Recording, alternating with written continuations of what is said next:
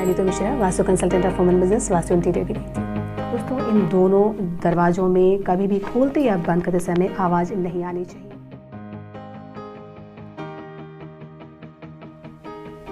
Aromatic hydrocarbon और formaldehyde को absorb करता है, जिससे आपकी ज्योतिष में भी हम उपायों के रूप में भी इन पाउडर का इस्तेमाल करते हैं। वो कौन सा भूत प्रेत पिशाच है दक्षिण दिशा का जो आपको इतना डराता है और परेशान करता है?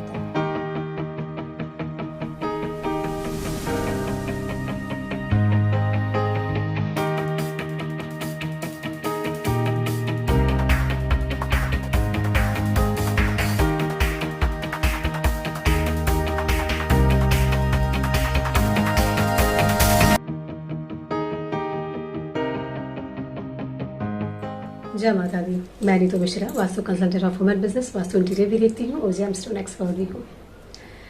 दोस्तों, एक बार फिर मैं हाजिर हूँ आपके सामने वास्तु से संबंधित कुछ खास जानकारियों को लेकर, जिन्हें आपको बता के निसंदेह मुझे तो खुशी होगी ही, आपको भी इसका लाभ अवश्य प्राप्त होगा। दोस्तों, आज का जो मेरा विषय है जिसमें मैं बात करने जा रही हूँ वो ये है कि कई बार ऐसा मैंने देखा है दोस्तों कि कई लोग ये कहते हैं कि हमने वास्तु के सारे उपाय किए हैं मगर फिर भी मुझे वो लाभ नहीं मिल पा रहा है जो हम चाहते थे। ये चीज़ दोस्तों मैंने कई बार देखी है कि सारे प्रयास करने के बाद भी जीवन की जो समस्याएं हैं वो समाप्त नहीं हो पाती हैं। आखिर ऐसा क्यों होता है? ऐसी कौन सी गलती आपसे होती है, कौन सी चूक होती है, कहाँ पे कमी होती है जिसकी वजह से आपके जीवन की जो समस्याएं हैं वो वास्तु के नियमों को अपनाने के बाद भी नहीं दूर हो पाती हैं? आज इसी के विषय में मैं आपको जानकारी दूंगी कि आखिर कहाँ चूक होती है आपसे। दोस्तों, इससे संबंधित मैं आपको दो बड़े रीज़न बताऊंगी कि आखिर ऐसा क्यों होता है। सबसे पहले दोस्तों, जो एक सावधानी मैं आपको बताना चाहूँगी वो ये है कि ये जो नीम हकीम सलाहकार होते हैं, वास्तु के सलाहकार होते हैं, इनसे दूरी बना के रखें। क्योंकि जो नीम हकीम सलाहकार होते हैं दोस्तों, ये कुछ अखबार में पढ़ लिए, कुछ मैगजीन्स में देख लिए, कुछ वीडियोज़ देख लिए और उसके बाद ये आधी अधूरी जानकारी के साथ आपको सलाहें देना शुरू कर देते हैं। अब ये अलग बात है कि ये जो सलाहकार होते हैं जो आपकी परेशानियां दूर करते हैं, एक्चुअल में अपने लाइफ की परेशानियां दूर नहीं कर पाते हैं, लेकिन जहां भी खड़े होते हैं ज्ञान देना शुरू कर देते हैं। इनसे दूर रहें क्योंकि इनकी जो जानकारी होती है वो आधी अधूरी होती है और वही वो आपको बताते हैं। और यदि आप ये जो आधी अधूरी जानकारियाँ फॉलो करते हैं तो डेफिनेटली आपको इसका लाभ नहीं मिल सकता है। और दोस्तों, इसीलिए मैं अपने सारे वीडियोज़ में मैंने ये बात बोली है कि जब भी वास्तु के कोई नियम अपनाते हैं, वास्तु कोई उपाय करते हैं तो एक्सपर्ट की ही सलाह से करें। मैं ये नहीं कहती कि आप मुझसे सलाह लें, लेकिन आपके शहर में जो भी है, आपके आसपास जो भी एक अच्छा वास्तु कंसल्टेंट है, आप उससे सलाह लें और तभी कोई वास्तु के नियम को फॉलो करें, तभी आपको लाभ मिलेगा। दूसरी दोस्तों बात मैं जो कहने जा रही हूँ वो ये है कि कई बार ऐसा दोस्तों होता है कि हम वास्तु के नियम अपनाते तो हैं मगर सही तरीके से नहीं अपनाते हैं, जिसकी वजह से हमें उसका परिणाम भी उसी प्रकार मिलता है। दोस्तों, अगर हम किसी बीमारी के लिए किसी डॉक्टर के पास जाते हैं और डॉक्टर हमें अगर 500 mg की दवा रेकमेंड करते हैं और हम अगर 100 mg या 200 mg की दवा अगर खाते हैं तो हमें उसका लाभ कितना प्राप्त होगा? या अगर डॉक्टर ने बोला है आपको 3 समय मेडिसिन लेनी है और आप उसको एक समय खाते हैं तो लाभ कितना मिलेगा? सेम चीज़ वास्तु पे फॉलो होती है कि अगर आप वास्तु के किसी भी उपाय को सही तरीके से नहीं करते हैं तो आपको उसका लाभ भी उसी प्रकार प्राप्त होता है। दोस्तों, कुछ दिन पहले ही मैंने एक वास्तु ऑडिट किया। वैसे तो कई बार मुझे ये चीज़ें देखने को मिली हैं मगर लास्ट टाइम मैंने जब एक वास्तु ऑडिट किया था तो एक बार फिर जब मुझे यही प्रॉब्लम दिखी कि उपाय तो किए गए थे मगर सही तरीके से नहीं किए गए थे, तो मैं दिमाग में स्ट्राइक आया कि मैं एक वीडियो इस पर ज़रूर बनाऊं। क्योंकि ऐसा होता है, ये गलतियां होती हैं कि आप उपाय तो करते हैं मगर सही तरीके से, पूर्णतः सही तरीके से नहीं करते हैं तो हमें लाभ भी उस हिसाब से नहीं मिल पाता है। दोस्तों, मैं जिस घर पे मैं ऑडिट करने गई थी वहाँ पे दोस्त तो खैर काफ़ी थे, लेकिन एक चीज़ मालिक के अनुसार सही थी। जैसा कि उन्होंने किसी से सुना था, काफ़ी सीधे लोग थे। किसी ने उन्हें कहा कि ईशान कोण में मंदिर होना चाहिए और उन्होंने मंदिर को अपने ईशान कोण में ही प्लेस किया हुआ था। सही है दोस्तों, अगर आप नेट पे सर्च करें तो आपको हज़ारों वीडियो मिलेंगे जिसमें ये कहा जाएगा कि मंदिर ईशान कोण में होना चाहिए और ये बिल्कुल सही है। क्योंकि जो ईशान कोण होता है वास्तु पुरुष का मस्तक होता है वहाँ पे और देवगुरु बृहस्पति का स्थान है, रुद्र का स्थान है, तो बहुत ही पॉजिटिव है वो जगह वास्तु के अनुसार। वहाँ से जो मैग्नेटिक एनर्जी है वो ट्रैवल करती है पूरे घर में और उससे हमें काफ़ी बेनिफिट मिलता है। तो साइंटिफिकली अगर बात करें, अगर वाइब्रेशन की बात करें, अगर हम एनर्जी की बात करें तो नॉर्थ ईस्ट का मंदिर ही परफेक्ट होता है और इसलिए वास्तु भी नॉर्थ ईस्ट में ही मंदिर को रेकमेंड करता है। दोस्तों, उन्होंने गलती क्या की थी? वास्तु के अनुसार ही उन्होंने अपना मंदिर बनाया था जो कि बिल्कुल सही था, लेकिन उनसे मिस्टेक क्या हुई ये मैं बताती हूँ। दोस्तों नॉर्थ ईस्ट की नॉर्थ की वॉल पर उनका मंदिर था। दरअसल दोस्तों इस अनुभव के द्वारा, ये जो मैंने विजिट किया था, इसके अनुभव के द्वारा एक उदाहरण के तौर पे मैं आपको आपकी गलती बता रही हूँ कि किस प्रकार आप गलती करते हैं और आपको उसका लाभ नहीं मिल पाता है, आपको वास्तु के उपायों के बाद भी लाभ नहीं मिल पाता है। तो ये जो मैं आपको अनुभव शेयर कर रही हूँ उसका मेन उद्देश्य यही है कि उदाहरण के तौर पे आप ये समझें कि आखिर गलती किस प्रकार होती है, और बाद में हम ये सोचते हैं कि हम वास्तु उपाय तो कर रहे हैं मगर उसका लाभ क्यों नहीं मिल रहा है। तो दोस्तों उनका जो मंदिर था वो नॉर्थ की वॉल पे था, और दीवार में जो रैक बने होते हैं, कई खंडे बने होते हैं, उस तरह ही वहाँ पे खंडा बना हुआ था, और दीवार के सेंटर के रैक में उन्होंने मंदिर को स्थापित किया हुआ था। रैक के जस्ट ऊपर जो मंदिर का रैक था, जो मंदिर वाला खंडा था, उसके ऊपर 2 खंडे जो थे वो पूरी तरह से सामान से भरे पड़े थे। मैंने जब उनसे पूछा कि आपने यहाँ पे क्या रखा है, तो उन्होंने बोला कि मैम यहाँ पे किताबें हैं और गत्तों में भरी हुई सब कुल किताबें ही रखी हैं। किताबें ही थी, अच्छी चीज थी, लेकिन बहुत भारी मात्रा में थी। इसके अलावा दोस्तों मंदिर के जो नीचे वाला खंडा था वहां भी काफी सामान बिल्कुल भरा पड़ा था।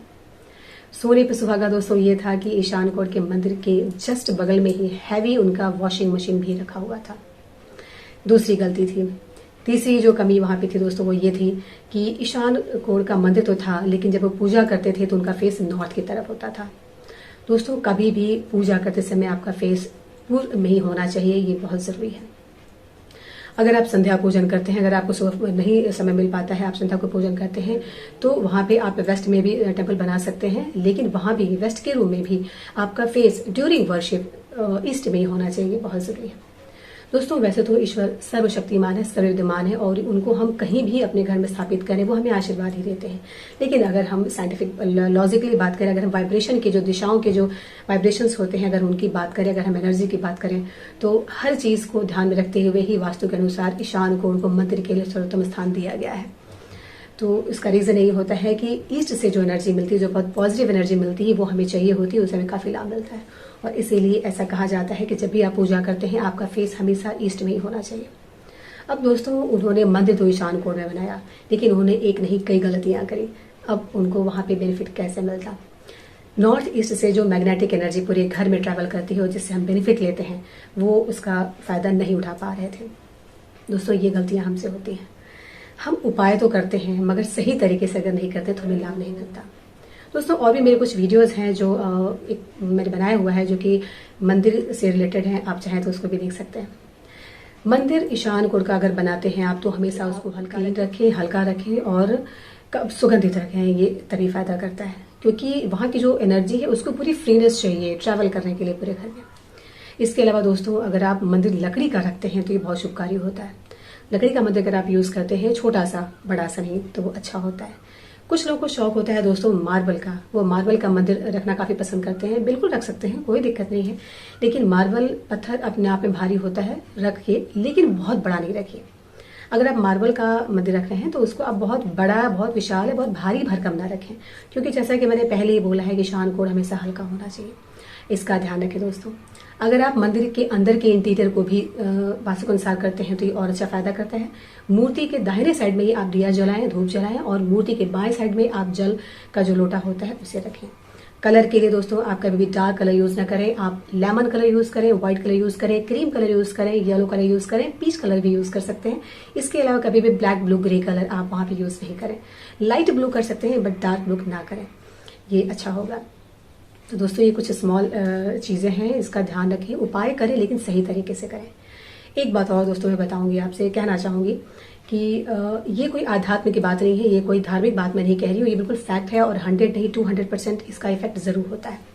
आप पूरे घर को वास्तु से बना लें, लेकिन अगर आपका आचार विचार और दिनचर्या अगर डिस्टर्ब है, अगर आप द्वार पे आए किसी भिखारी को दुत्कार के भगा देते हैं, अगर आप अपने शब्दों से किसी की आत्मा को ठेस पहुंचाते हैं, अगर अपने व्यवहार से आप लोगों को आंसू देते हैं, कष्ट देते हैं, तो ये कर्मास विद बैकफायर जरूर करते हैं। तो ये बहुत जरूरी है कि आप खुद भी एक अच्छे इंसान हो, ताकि आपके जीवन में इन ऊर्जाओं के साथ साथ आपके जो अच्छे कर्म हैं उनके परिणाम भी अच्छे रूप में मिले। क्योंकि ये बहुत जरूरी है कि आप दोनों समय 2-2 घंटे आप पूजा करें और आपके कर्म अगर बहुत बुरे हैं, लोग आप हर्ट करते हैं, तो कहीं न कहीं ईश्वर भी आपको आशीर्वाद नहीं दे सकते। तो ये चीजें भी बहुत मैटर करती हैं। इसके अलावा दोस्तों एस्ट्रोलॉजी का भी अपना एक महत्व होता है। अगर एस्ट्रोलॉजी में आपका समय बहुत ही विपरीत चल रहा है तो कहीं न कहीं उसका भी इफेक्ट होता है, क्योंकि एस्ट्रोलॉजी भी साइंस पर ही आधारित है। तो ये दोनों चीज़ें बहुत मैटर करती हैं। तो दोस्तों ये सारी चीज़ें मिल करके आपको काफ़ी बेनिफिट देती हैं। तो जो मैंने कहा है इसका ध्यान रखिए। सबसे पहले तो नीम हकीम जो सलाहकार हैं इनसे दूर रहें, क्योंकि ये अपनी परेशानियां भी दूर नहीं कर पाते हैं, सब सलाहें देते हैं। तो इनसे दूर रहें। इनकी आधी अधूरी जो जानकारी होती है लाभ नहीं मिलेगा इससे आपको। और दूसरा, कोई भी उपाय अगर आप वास्तु करते हैं तो सही तरीके से करें। अगर आप आधी अधूरे तरीके से करेंगे तो आपको उसी हिसाब से लाभ ही मिलेगा। तो दोस्तों आज के लिए बस इतना ही। आने वाले वीडियो में मैं आपको एक नई जानकारी दूंगी और वो है फेंग शुई। क्योंकि दोस्तों मैं देखती हूँ कि फेंग शुई की जो चीज़ें हैं, जो उसके सामान होते हैं, काफ़ी प्रसिद्ध होते जा रहे हैं भारत में। और हर घर में मुझे कोई न कोई एक चीज़ जरूर वास्तु फेंग शुई की दिख जाती है। तो फेंग शुई से संबंधित जो काफ़ी जो चीज़ें हैं, कई ऐसी एलिमेंट उसके जो चीज़ें होती हैं जो हम यूज़ करते हैं अक्सर अपने बिजनेस प्लेस पे या फिर अपने घर में, तो उससे रिलेटेड मैं आपको कुछ जानकारी दूंगी कि क्या क्या चीज़ें आप यूज़ कर सकते हैं, किससे आपको क्या फ़ायदा होगा और कितना फ़ायदा नहीं होगा, इस सारी डिटेल मैं आपको बताऊंगी। और किस प्रकार फेंग शुई आपको इफेक्ट करता है इसके बारे में भी बताऊंगी। और वास्तु से कितना भिन्न है इसके बारे में भी मैं आपको जानकारी दूंगी। तो दोस्तों उम्मीद है आने वाले वीडियो में भी आपसे मुलाकात जरूर होगी। दोस्तों अगर आज आपको मेरा वीडियो पसंद आया तो प्लीज़ मेरे चैनल को सब्सक्राइब करें, मेरे वीडियो को लाइक एंड शेयर करें। यदि कोई समस्या आपको वास्तु संबंधित है और विदाउट एनी डेमोरेशन आप उसको सोल्यूशन चाहते हैं तो आप मुझसे कांटेक्ट कर सकते हैं। ऑनलाइन बिजनेस भी मेरा है, आप चाहें तो फ़ोन के थ्रू भी कांटेक्ट कर सकते हैं। और घर का नक्शा वगैरह डिटेल आप मुझे दे सकते हैं, तो मैं ऑनलाइन भी आपको इस बारे में आपको जो भी आपकी समस्या है उसका समाधान बता सकती हूँ। तो आप जुड़ सकते हैं मुझसे। दोस्तों आज के लिए बस इतना ही। आने वाले वीडियो में एक नए टॉपिक के साथ मैं नीतू मिश्रा फिर मिलती हूँ। तब तक के लिए स्वस्थ रहिए, प्रसन्न रहिए, मुस्कुराते रहिए, अपना ध्यान रखिए। जय माता दी।